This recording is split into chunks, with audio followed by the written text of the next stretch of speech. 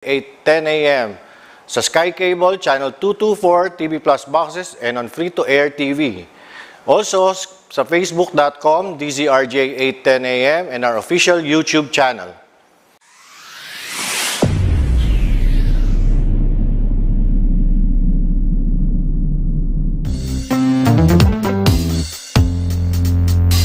Pugad Vloggers, ang kurap titirisin, salot sa bayan wawalisin, walang sasantuhin, ang saya-saya nakakabaliw, kasama natin ang tropang Pugad Vloggers. Pugad Vloggers. Diretso lang. Wala titigil. Magandang gabi po sa inyo lahat. Ngayon ay Martes, ika-14 ng Hunyo 2022 at nandito po kami sa North Pole. At sa kasaluk. Ay, wala kang mic, Doc. Ayan, ayan. Magandang gabi po sa inyo lahat. Kasalukuyan po kaming nasa North Pole. Bakit gano'ng kalamig dyan? May Christmas tree sa likod. Tama ba yun? Pinagdiriwang. Alam niyo naman po dito sa North Pole, 12 months a year po si Santa Claus na busy. Kaya Pasko po kami. Araw-araw ay Paskong lagi. Hi everyone, Merry Christmas. At magandang gabi mga ka-association. Good evening. Oo nga. Ayan. We're cold because we're so cold here. Evidently. Oo, nakikita ko si... Pero kasi ba't ka nagpagupit ng ganyan? Okay lang ako. Hindi ko gusto yung buhok mo. Ha? Hindi ko gusto yung buhok mo. Kamukha mo si Kim Il-jong. Kim Jong-un pala, sorry. Hindi mo pa kasi nakikita yung kabuuan yan. Ito po ang bagong Prime Minister. Hindi ako masyadong sanay na bakat yung anit mo. Pasensya na. Ito po ang Pugad Saan yan? 4x10? Anong...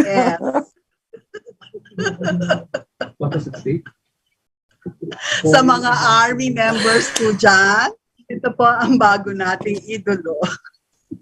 This is the Korean. Sige, the Korean sasaludo This is the Korean hair. Hindi ako makaget Korean over. Korean cut. Oo, ayan, Korean cut. Kanina ka pa kita gustong laitin dun sa mga post ni Papi Darwin eh. Kaya alam mo mamaya magwalak. Kung may German cut, ito ang Korean cut. Oo nga, oo. I hope you know yari ka sa akin sa father ko mamaya.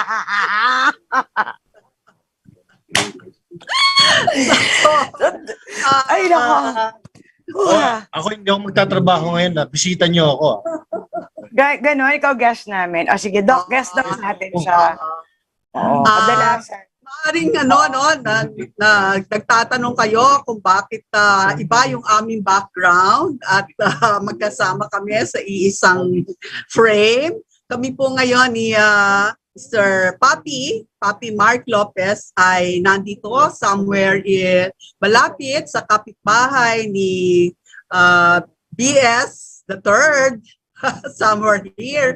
At kami po ay nagpe-prepare para sa tribute, para sa June 26. Una sa lahat, kayo po ay aming inaanyayahan na dumalo sa isang pagtitipon sa June 26. Saan? Luneta. Oo, anong oras? Yung grandstand. Alauna po, pero ayan, mag-assemble po tayo ng alauna at tuloy-tuloy na po yun hanggang gabi. At makakasama natin. Walang iba. Oo. Yan, nasa likod ni Maricar. Oo, yeah. So, he gave me for that he will attend. Isang pasasalamat sa ating Presidente Rodrigo Roa Duterte sa 6 na taon na kanyang mahusay na pamumuno sa ating lahat. So wag po kayo mawawala. Ito po ay invitation open to everyone. No? So kayo po ay magpunta doon dahil masaya po ito kung paano po natin ipinakita ang suporta sa kanya nung siya ay nag-meeting de avance, no, sa Luneta ng nakaraang mahigit na 6 na taon, no, noong Mayo. Ay ganun din po sana ang ating send-off. Hindi po talaga pamamaalam kasi ang sabi ng presidente ay magkakaroon siya, tutulong pa rin siya sa bagong pamahalaan kahit na siya ay wala na sa Malacanang. So ito po ay pag-reclaim sa ating presidente bilang isang civilian, bilang isa sa ating mga mamamayan. So, inaanyayahan po namin kayo. Pwede nyo pong isuot yung mga ganito nyo, mga t-shirt po ninyo, no? Na on sale pa ba? Yes. Punta po kayo dun sa Jam SCPH na Facebook page and you can order itong hoodie and itong shirt na Salamat PRP para makahabol and para yun ang maging ano natin. Ating parang attire or uniform sa June 26. At kung gusto rin po ninyo na mag-print, no, ng sarili ninyong t-shirt na ganito, ay ibibigay po sa inyo. Nandun po yung picture na mada-download nyo at magiging parisa nyo ng pag-print sa inyong sarili ng t-shirt na ganito. So it's free po, no? Wala copyright infringement. It is for everyone's use so that you can wear t-shirts like this sa January, sa June 26 po. Pasensya na kayo, delay ho talaga ang aming time zone. Pasko pa ho kami dito. June 26 po. Actually, malamig ho talaga dito. Kaya, di ba Maricar, kung gaano kainit ang suot ni Maricar, dito naman ho ganito kalamig dito. Actually, naka-air condition naman ako, kaya lang hindi nakatutok sa akin. Hindi ko alam kung bakit kayo umupo sa ibabaw ng vent ng air conditioning. Si Doc, tatawa ako habang nagsasalita siya. Halatang-halata mo na nervous laughter yung ginagawa niya kasi nangingisay siya. Inokontrol niya. Nangingisay ka, Doc. I can tell. I'm sorry. Kaya di na ako.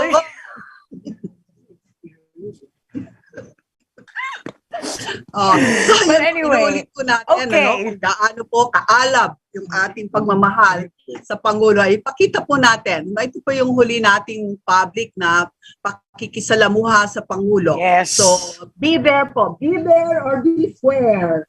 Yan. So, unstable daw yung ating connection. Magkita-kita tayo kasi nagsimula lahat. You know? We are inviting everyone. Magkita-kita po tayo uli doon sa lugar when it all started. You know, that very amazing day, yung May 7 of 2016. So we probably could, you know, get together again and be there. Ano nangyayari dyan? Tawa kayo ng tawa. Meron po kaming sorpresa sa inyo.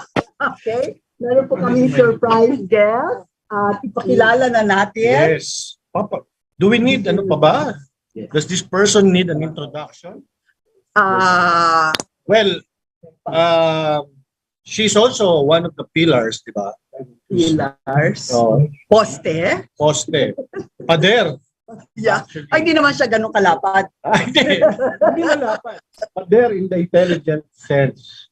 Di ba? Dahil isa ito sa mga talaga pong masasabi natin na kung ano ang nangyari sa Duterte administration. At siguro kung ano pa ang mangyayari ngayon sa susunod na administration. Ito ang talagang pader. Buhay na saksi? Tawagin na ako yung bibigay ko na yung aking upuan. Hindi, tayong tatlo dito. Hindi ako sa likod. Ako ang magiging ano. Sige. Ikaw ba mag-interpret? So, pinakikilala po namin. Language. And si Secretary Designate Attorney Trixie Angeles. Hey!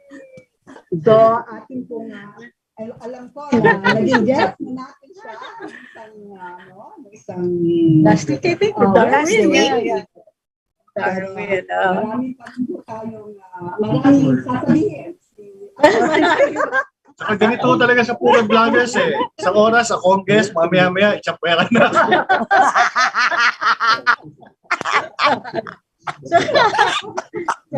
Ganito kami talaga. Kasalanan ng buhok mo yan, Papi. So, Maaga oo. Darwin. Kumain lang po. Actually, nakikain lang ako. Nadamay pa dito sa Nung naubusan cake, umalis na. ganun din. Sana kakain din lang sana ako, tapos biglang naging guest. So, yun. Pilipino kaya Attorney Trixie, ano? From Malacanang to the North Pole.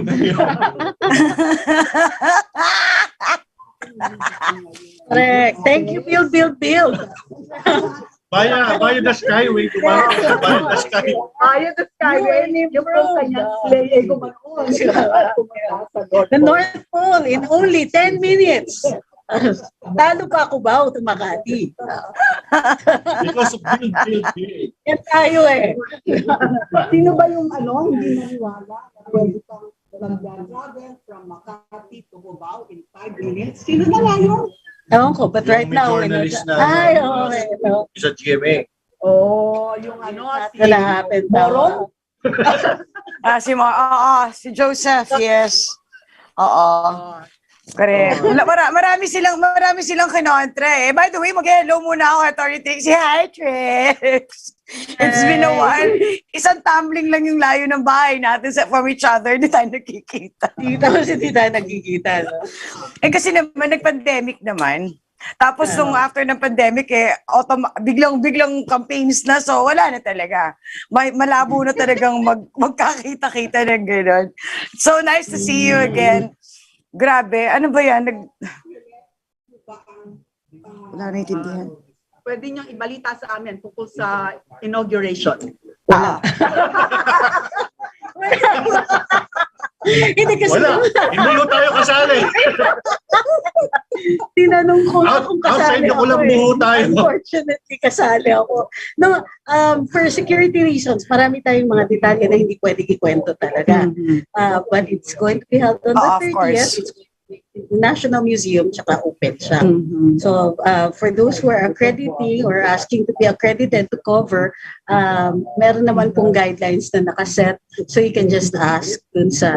But Attorney, siguro you just give us a run through, di ba? Ano yung mangyayari on the day, on that day? Basically, PBBM, at that time, he will be PBBM. Under the Constitution. He has to take his oath at noon on the 30th. Bakit naging tradisyon na secretary yung noon? But it's a US. Oo. I think that, but I have to check on this one. It's supposed to be like the highlight. So it's called high noon. So this is there's no shadow for that. So, We're still taking. Saka wala pang global warming nung time na na-invento yung date. So hindi pa nakakatakot na tanghaling tapat. Oo. Grabe ngayon. It will be Chief Justice Alexis Mundo, which is normal. Alright. The Chief Justice swears in the President. So the highest judicial official will swear in the highest executive official. So, para bantay.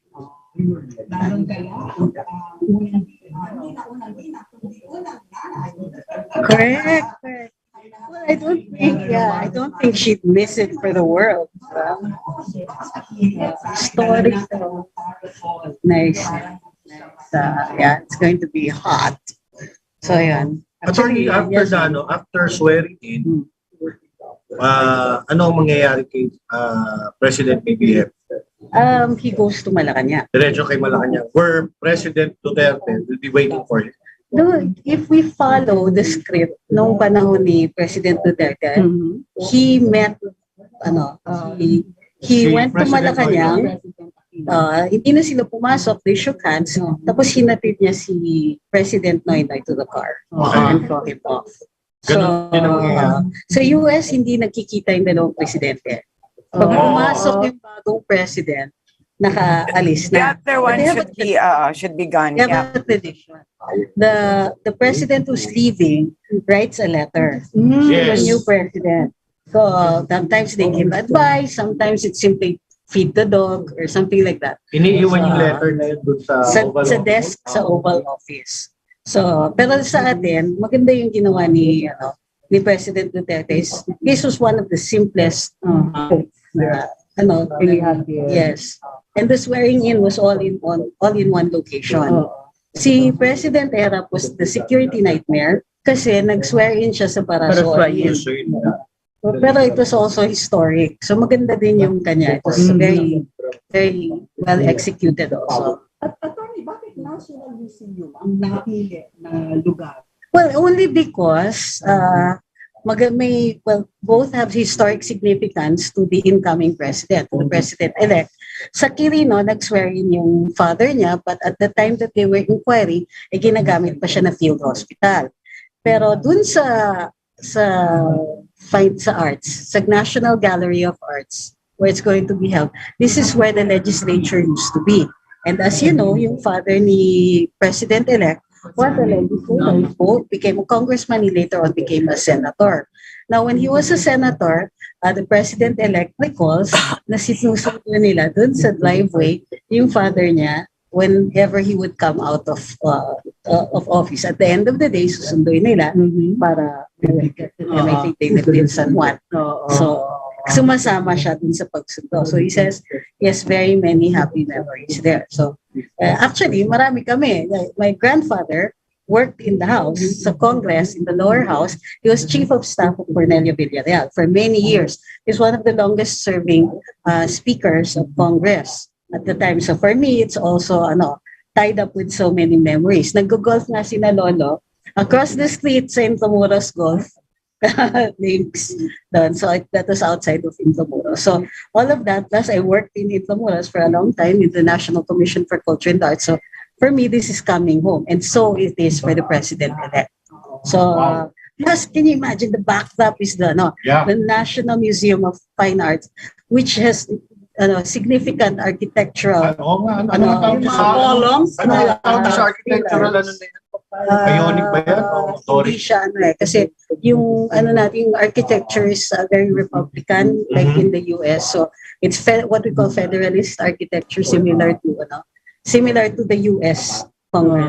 Itong mga initial buildings sa mga national government natin patterned after the US.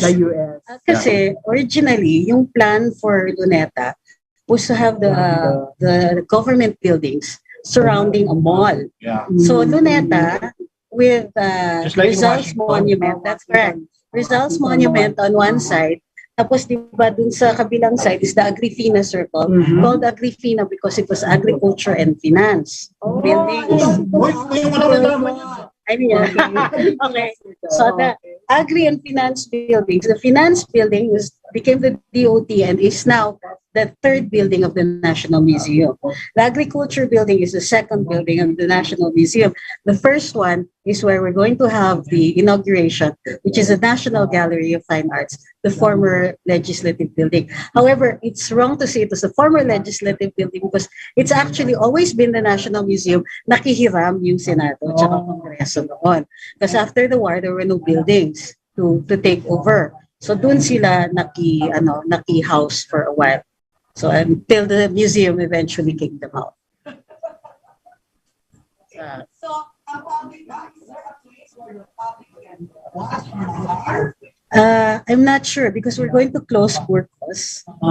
So the event will be held on the Burgos side, the other side of the National Museum staff. So it will be on the other side, sa Sarayon. So I'm not sure how many people it can accommodate. Kasi sa media pa lang ang dami na namin. Tapos, the cabinet will be swearing in also on the same day. Kami will be swearing in.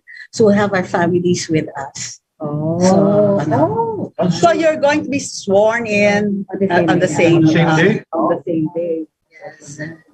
One question. So, is the vice president invited to the No information Wait, on this. The vice president-elect? No, the vice president elect said that She will be there. That's why she will have her swearing in on June 19th, right? Yeah. Supposedly. Supposedly. Because she said, I want to be there when Yes, that's what. PBBM gets sworn But in. like I said, nothing is final about any of these plans, no. But according to the Constitution, he takes his oath at Ainu on the 30th. That is something that will not be, yun yung non-negotiable. Yeah, non-negotiable siya. Everything else, including the swearing in of the cabinet, it's all up in the air Okay. until all of the measures are taken into consideration. What about the So- other vice president? I have no information. Are you talking about the BB by association? Nag-decline na siya sa invitation na magpunta siya sa oath-taking ni Vice President-elect Inday Sara. She already said no. Unity po tayo. Ganito po yun. Unity po tayo. So, I have no information about invitations or anything like that. But the incoming administration, the administration of President-elect Bongbong Marcos is all about unity. This is not just a campaign tag. It is something that we're going to, it's an abiding policy for all of us. It's a directive. So we're going to act accordingly. So but like I said, I have no information on whether or not she's invited. Although all I'm saying is that if she wants to come, I don't see any reason why in the spirit of unity, she would not be allowed. Again, please do not take this as gospel truth. It is simply that we're saying that we're all about unity, but we have no information as to whether or not she's invited. But I'm sure she will be, no? Out of naman. I mean, I think parang for Is there protocol? Is there a protocol regarding that? Well, like I have no history on that. It's usually a turnover primarily of the president. So because the presidents, they are symbolic of the turnover and the continuity of administrations. So it's like with President Duterte coming in, it's a seamless move from the Aquino administration into the Duterte administration. So that's also the thing that we want to achieve. As with any administration, it's about continuity as well. So I'm not sure what the protocol is with regard to an outgoing vice president. It's all about the president usually. Oh yeah, it's all about the president. Although we're happy that Vice President-elect Inday Sara wants to be there. It's always a pleasure to have her around, Will the old vice president, the previous vice president, be in the swearing in of Sara? Will there be sort of Turnover. As far as I know, the Vice President-elect has said that the transition teams of both sides are in place and they have been working on their transition. So with regard to the turnover is usually formality because on June 30, that's the last day of the all appointees, political appointees and the elected officials for the previous administration. That is the end of term. So, Maricar, ikaw, ano bang mo? Anong nabalitaan mo? Actually, ang concern ko is every time Doc Ethel speaks, I cannot hear her. So hindi ko alam kung if there's something wrong eh.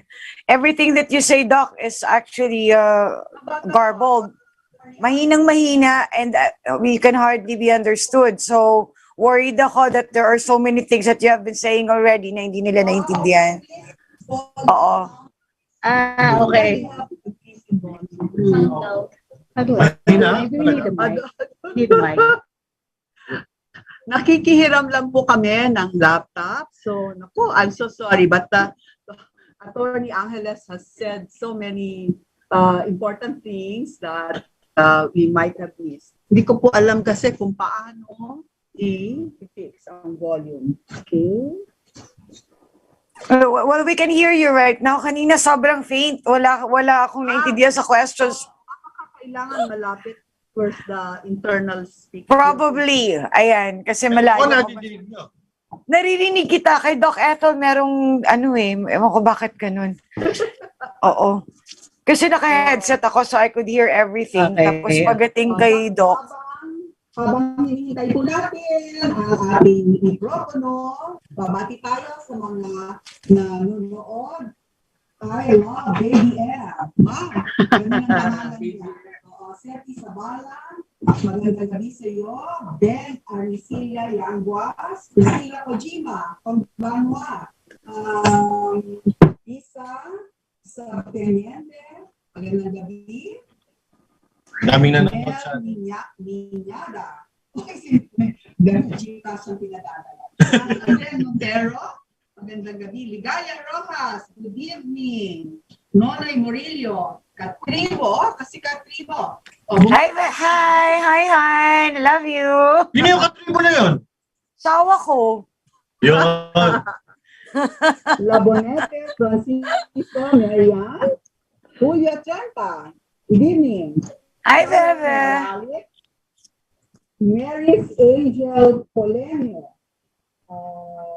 Nits, Abang, hina daw na audio, sandali lang po, Nico Cayetano. Gusto niyo po ba kumanta muna? Si Papi Mar? Paalam na muna ako. Tuloy na muna po ako. Salamat. Haba na nga. Daya. Thank you. Thank you. Bye. See you. Yeah. See ya. Bye-bye. Good. Thank you. Ayan. Ako. Doc, yung dito ka banda sa tabi ni Mark. Alright. So, sandali lang po. Yan na. Yan na. Maricar, magkwento ka naman, Maricar. 5,000 megawatts. Sandali, mas concerned ako kasi hindi ko maintindihan yung sinasabi ni Doc. Hindi talaga naiintindihan anything that he's... Hindi sayang yung airspace. Ayun, tama ba? Airtime. Airtime. Okay. Oo, hindi naman ako nagsasayang. Kaya lang kasi wala nga maintindihan doon sa ano. And yes, natawa nga ako sa iyo, Mark. Eh, alam mo na hindi nadidinig si Doc Ethel. Siya pa talaga pinabasa mo ng mga bate.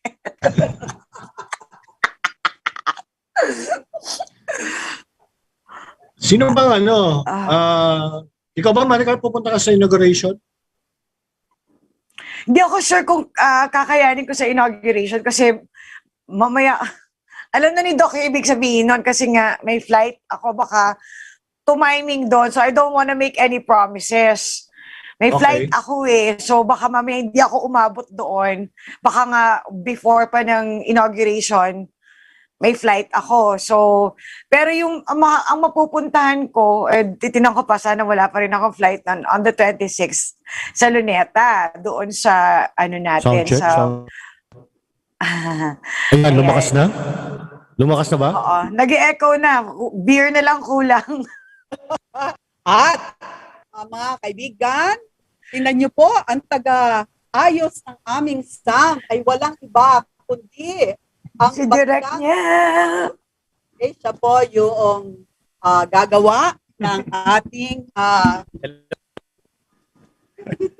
Okay na po. Direct. Hello po. Hi, direct. Hi, ma'am. Hi. Magana na How are po you? ba yung microphone namin? Ayan, maganda Malakas na, na yung maganda. Oo, Malakas na. naririnig na si Doc Ethel kanina. Yeah. Oo, wag ka lang ano, kasi yung kanina echo ka, para kang mag-start ng concert, Papi. Daniel de Mesa. Okay. Siya yung gagawa ng ating video na tribute sa ating presidente. Kaya kanina pa siya nagtatrabaho. So in advance, pasalamatan natin si Direk Nel de Mesa dahil siya yung gagawa, bubuo ng tribute ng maraming nating kababayan sa presidente. At ito'y papakita, may live streaming, Papi? Yep. May live streaming sa June 26. hindi po January, June 26 at mag-uumpisa ng alas. Una po ang assembly time natin. Kita-kita po tayo ng alauna doon sa Serrano Grandstand. And abangan po natin ang ating special guest. Siyempre, ang ating pong pangrarangalan. Walang iba, kundi ang ating tatay. Ang ating mahal na mahal po na Pangulo ang Tangi-tanging pangulo po ng ating bansa na once in a lifetime talaga, di ba? Oo, nag-iisa. Anong tawag dito to? Sui generis. Oo. Yan. At uulitin po namin kasi kanina no, malabo yung aming sinasabi, hindi nyo kami madinig, no? June 26 sa Quirino Grandstand, nag-uumpisa sa alauna ang ating tribute sa ating Presidente Rodrigo Roa Duterte, kung paano po natin ipinadama sa kanya ang ating suporta noong Mayo ng 19, no? 2016 ay ganun din, sana karubdob ang ating send-off sa kanya dahil talagang we will not see anyone like him in our lifetime, no? Sa bagay, lahat naman ng mga presidente ay one of a kind, pero this one is special, no? This one is special, so different from all the others because talagang kakaiba, no? Binuwag niya yung mga ano siya, ang tinatawag natin iconoclastic, no? Binuwag niya yung mga yung mga iba nating paniniwala, mga ibang institusyon na akala natin ay ano ba ang tawag dito ay immovable, monolith, yan, mga monolith, binuwag niya yan, no?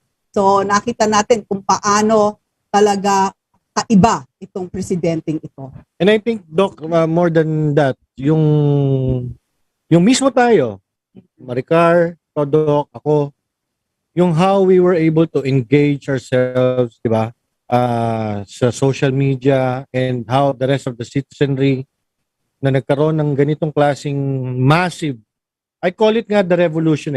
This is, I think, 2016 was the real revolution. Mm-hmm. Dahil dito talaga natin nakita yung participation natin.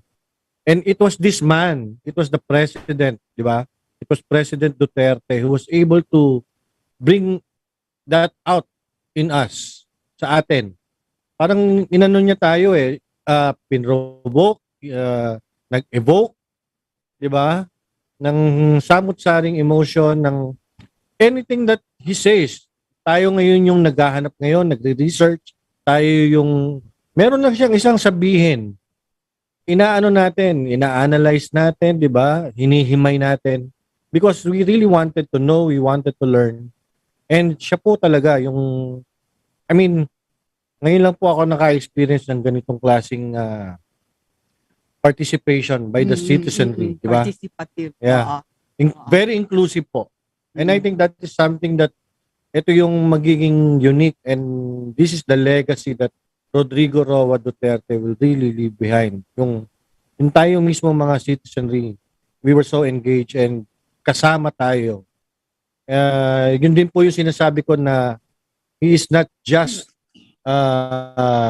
with us, parang he is one of us.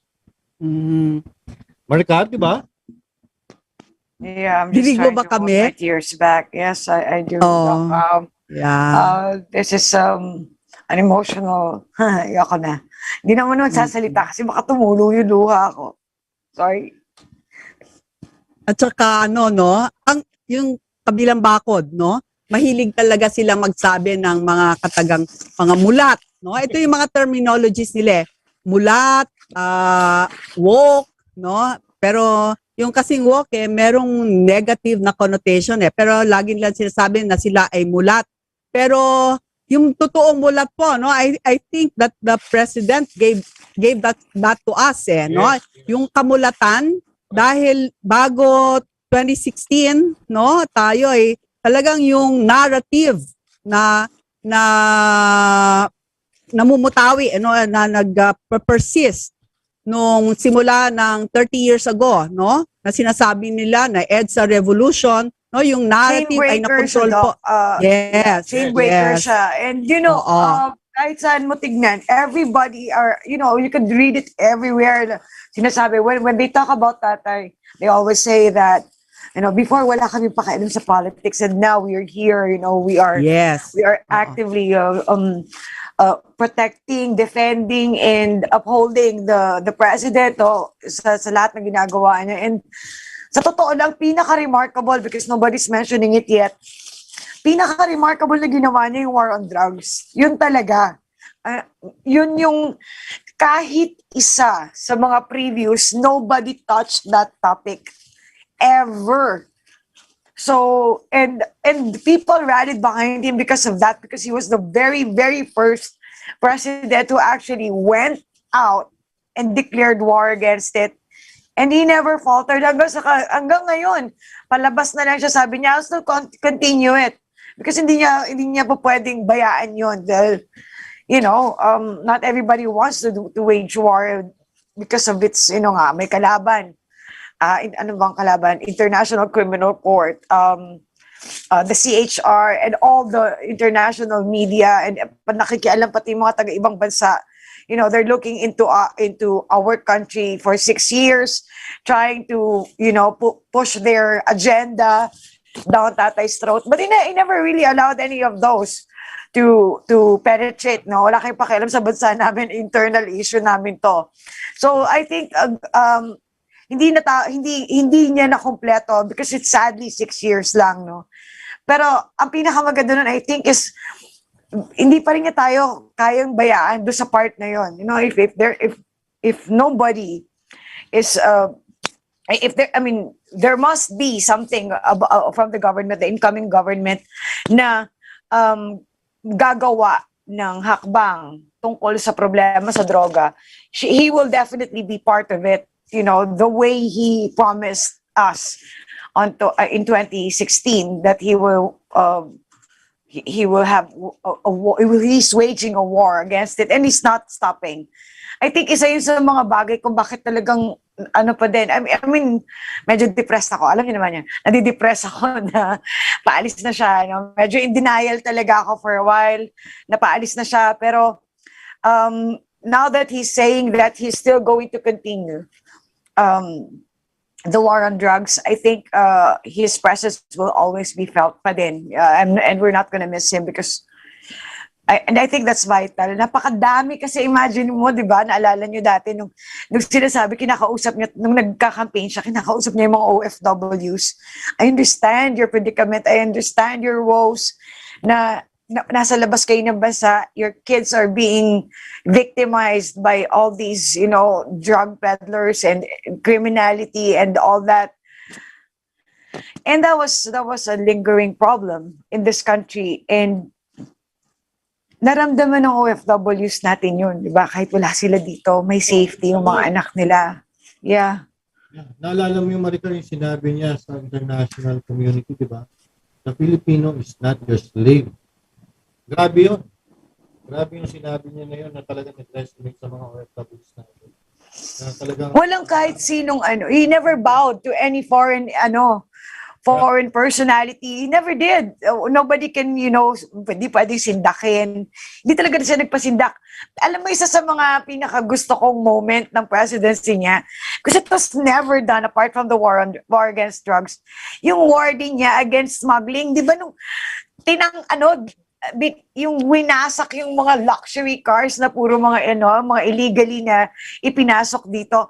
That was something, you know, that nobody ever dared do that ever. Napakadami pa natin pwedeng banggitin. And of course the build, imagine na kompleto niya lahat ng yon in a pandemic, in 2 years of pandemic na halos walang. Nagulat ako doon tumigil ang logistics ng buong mundo, hindi tumigil yung projects.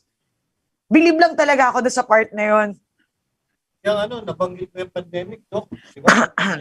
Yeah. Something na, in hindsight now, diba? Pag tinignan mo ngayon, yung the way, yung mga decision making niya, yung hindi niya yung populism, hindi siya nagpadala. There was so much pressure, no? So much pressure from the business sector to and the general public, no? Ano ba, lockdown na naman, nagugutom na kami. And then the business sector was saying, oh, our businesses are ruined, we have to open up. So, but despite that, the president knew what was important. And the important thing was first to subdue, to control this pandemic, no? Because if people are getting sick and people are dying, then there's no economy, no opening, Yeah. that would happen. No? So, but see, we did our thing. No? We had long lockdowns, but aside from having long lockdowns, he made sure that we have our vaccines in time. Okay? Vaccines And we are fed. for We all. are fed. Yun pa yung isa kasi 'di ba yung adjustment natin sa lockdowns ng mga unang months. Ilang months yun, grabe. Long. 'Di ba? No? Sabi We nga were kept we were kept alive. We were doted like a real father. Inalagaan talaga tayo. Ibang klase talaga yun. If you look at di ba? If you look at the numbers, fatality rate, yung infection rate, grabe, I mean, despite all of this mga negativity, itong mga paninira and all, ang galing ng pagkakahandle. I mean, di ba? Tingnan natin ngayon. Look at where we are now and look at yung mga ibang bansa, advanced countries, di ba? Countries with better healthcare system. Tayo nga, wala. Yun nga sinasabi ko, Dok, may handicap pa si Pangulo dahil napakahina ng ating public health system eh.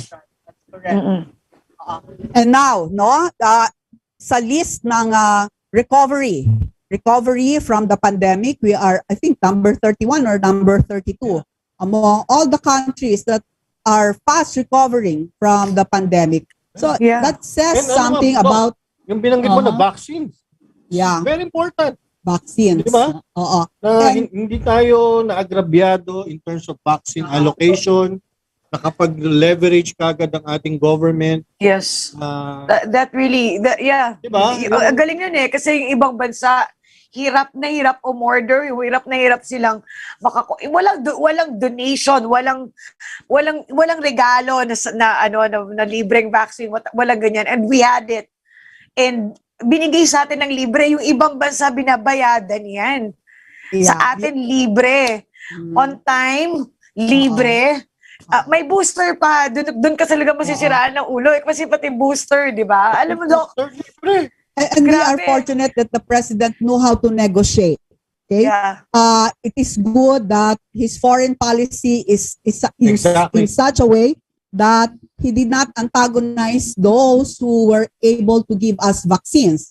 And at the same time, right, we got from China, we got from Russia. UK, we got from Russia, no? So he knew how to negotiate, and that's one thing that we can say about the president. He is not meek when it comes to things that will benefit the people.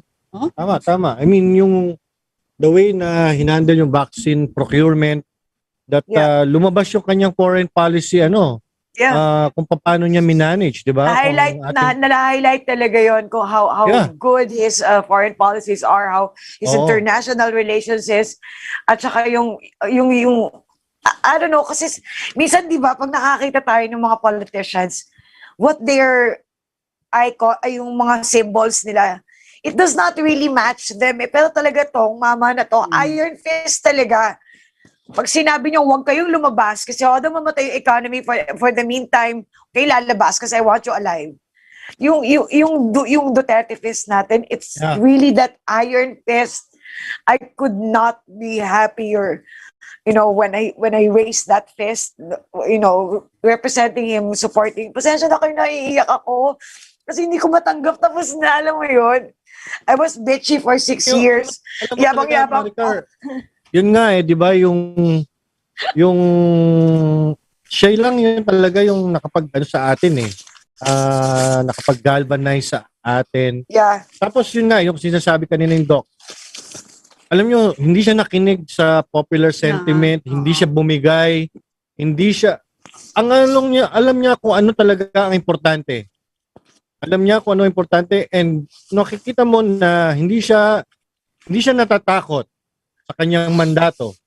Hindi siya natatakot na mas bumagsak ang kanyang survey rating. Which never happened though. Walang politika sa kanya. Walang politika sa kanya eh. Yun ang maganda po doon eh. Walang politika sa kanya. Hindi naisip yung kanyang political capital. Yun He eh. did all the the maneuvers. Grabe yung risk niya, no? You risk taking management niya, grabe kasi personal lang na you're going to put your head on the board, on the chopping board, na I have to say something that's very unpopular, I have to do something that is completely against everything that is, and yet the popularity remained high, and the approval rating remained high. The people never, they never stopped loving him, and in fact, ang daming naging ang daming naging recruits ng DDS, yung mga dating tahimik lang, what you call that, neutral lang, walang pakialam. When the pandemic happened, they realized that, yeah, this man actually means business.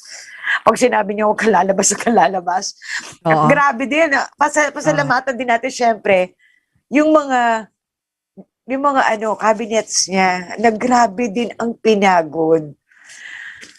It takes a leader it takes a very, very good leader for the cabinet to act like that. Thank you so much po doon sa lahat ng mga cabinet members. Ang gagaling nyo. At kung hindi naman din kasi dahil magaling din yung leader nila, these people are not going to be as good. You know what I mean? Kasi nasa leader yan lagi. Kung marunong ka mag-delegate, marunong ka, alam mo talaga yung gusto mong mangyari. And they will just follow and they respect you. That's number one. If they respect you, they'll really do it. And it's amazing to watch. That was a very short 6 years. Sorry, tumutuloy yung luha ko kanina pa. Sorry. I think the other thing that is really remarkable about this presidency is the sense of accountability. Okay? When he said, policeman, do your work, I'm behind you. If you are doing what is right, I will defend you. It's on me. And then when we had the pandemic, he was saying, at one point he was getting frustrated because we could not get the vaccines early enough.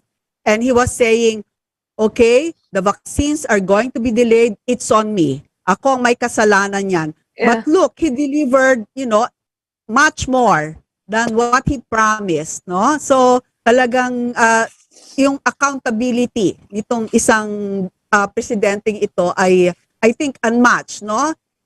Hindi ko kasalanan yan, hindi ko alam yan, but instead takes on the responsibility. No, it's on me. Mabibilib ka din, going Doc, to be behind you.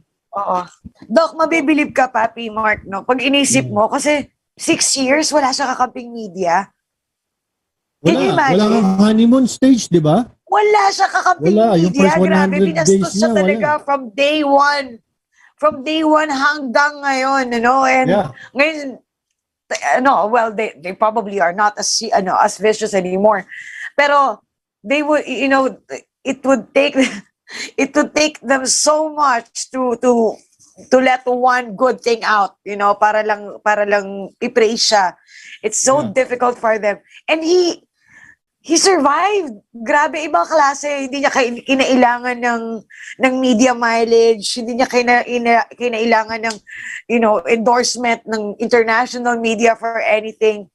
And yet, he survived. Alam mo, Grabe. wala nga siyang honeymoon sa media. Wala siyang... Wala talaga. Wala siyang sa media. And yet, I don't know if this needs validation, but he's probably the only president in modern history and in the Western world na hindi bumaba ng 50% ang rating all throughout. And he goes out with an even higher approval rating than when he came in. Yes. Throughout his term, hindi bumaba ng 50%. Ano pinakamababa niya? 65, di ba? Another world leader. 65 ba yung pinakamababa niya? 68?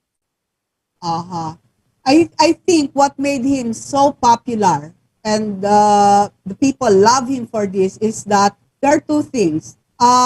The results, no? The people see what he has accomplished.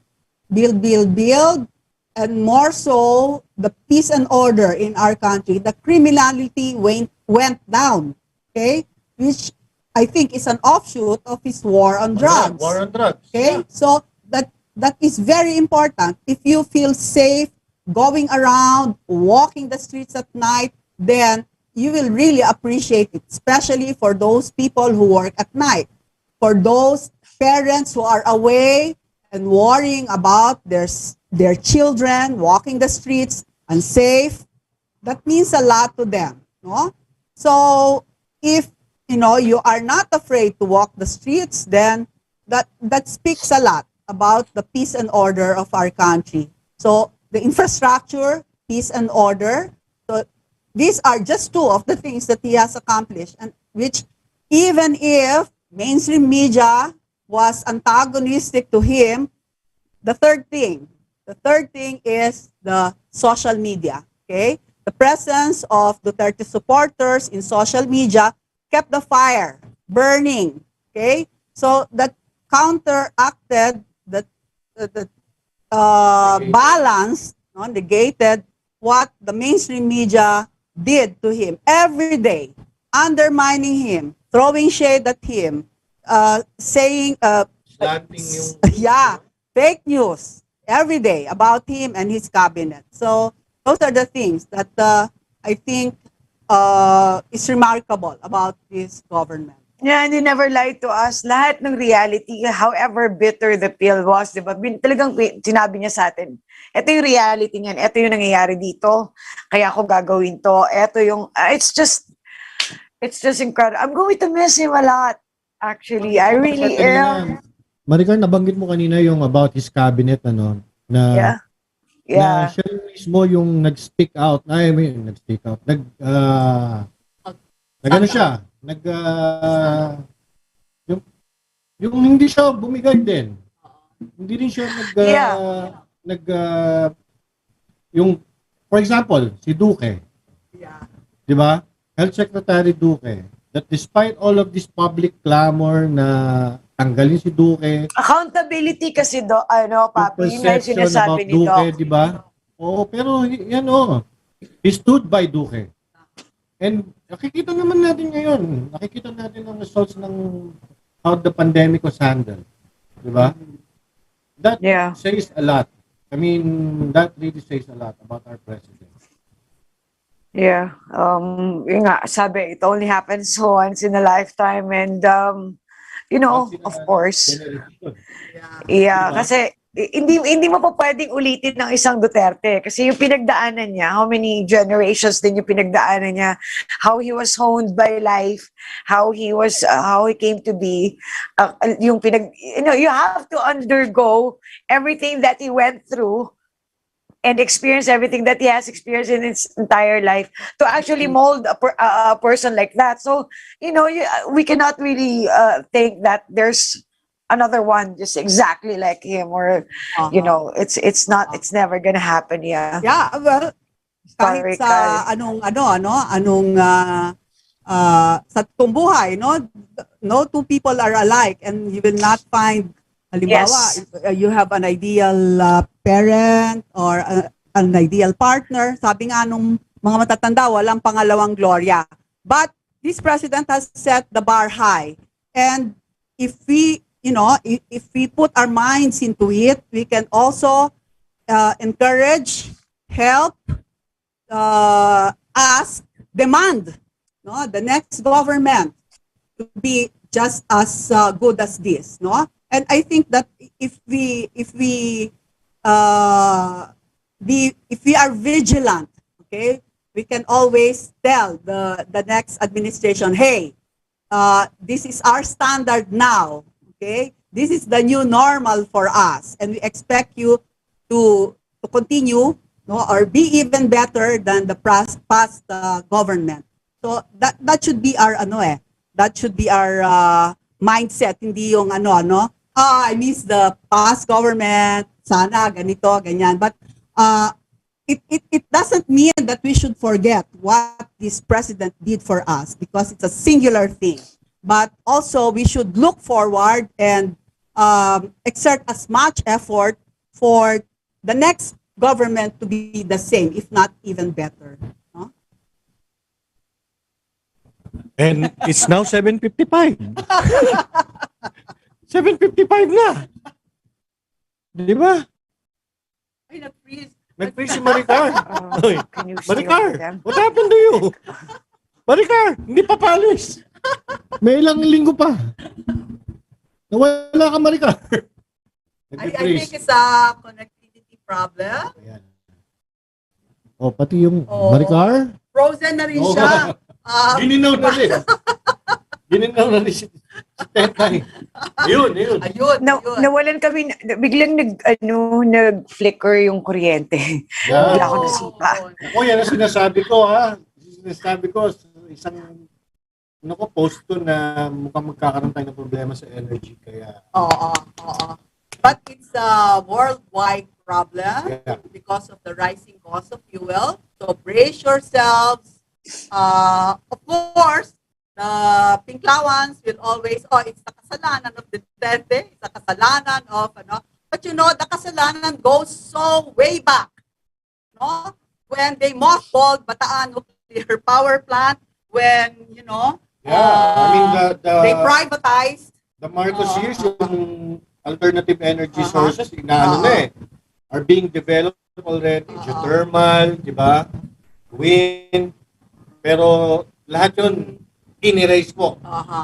Pagdating noong 1986, inanuho talaga lahat. Actually, there's a bigger picture happening outside, no? It hasn't come in here yet, and it doesn't look good. Whatever is happening outside, whatever is, let's not talk about it right now because it's scary, and we are just ushering in a new administration and bidding farewell to a very good one. And we don't want to scare our people as well. Pero eventually, this will become a topic. We promise you. Ano lang kayo. Gusto ko na siguro i-advise sa mga tao, wag po kayo magwaldas right now. Basta wag. Yun lang advice ko. Kasi nakakatakot po ang nangyayari sa labas na hindi niyo napapansin ngayon. Kasi for some reason, may news blackout. Anyway, I cannot believe tapos na tayo. 2 minutes na lang. Mag-goodbye na ako kasi kanina pa ako umiyak. Nakakahiya ako. Sa lahat ng mga nanood. Kayo. Ako hindi. Kaya ako macho mo tapos naka-jacket ka. Anyway. Masaya ako, katabi ko ngayon si Elisa ba? Uy, sino yun? May dumaan. Si Alfred Say hi. Say hi. Say hi. To your fans. Hi, Maricar. Hi, baby Butch. I love you. Yeah. Napadaan noon. Tingnan ng taho. Ayan, so... Ayun, anyway, babatiin ko lang lahat ng mga... Pero malapit na. Babatiin ko lang yung mga kakulto ko. I love you all. And sana magkita-kita tayo sa June 26, alauna ng hapon ng start. And Tusawa yon. So, kita-kita tayo doon, alright? And you can always... what? Oh, 26? June 26. 26. Ayan, 26. Actually, ito yung 6 eh. Yan. Saturday. It's a Sunday or Saturday? Sabado. It's on a Saturday, Magdala po kayo ng payong, ng sombrero, magdala kayo ng tubig, put on your sunscreen. Putang na loob. Maglagay po kayo ng sunscreen. At saka, of course, wear your mask. Importante po yan, no? Wear your mask dahil nandito pa rin po ang COVID at nasabi nga na merong increase in the cases, particularly in Quezon City. Pero wag po kayong mag-alala. Kung kayo po ay nabakunahan at kulang pa kayo ng booster, magpa-booster po kayo. Ang ating pong healthcare system ay hindi pa overwhelmed. At ang hospitalization rate ay mababa, so do not panic. Yan.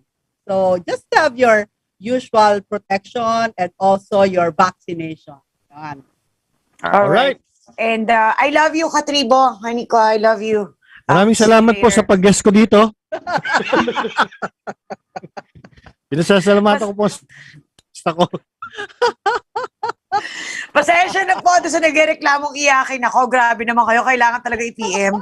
Iyakan na ako ng mga gagawin. At salamat na po sa hairdresser ni Papi. Oo. From North Korea. Huwag po kayong mag-alala. Buhay pa po siya. Again, this is the Korean cut. Kaya, ano yan? Anyway, bye! Good night! Good night! Pugad Vloggers, Pugad Vloggers.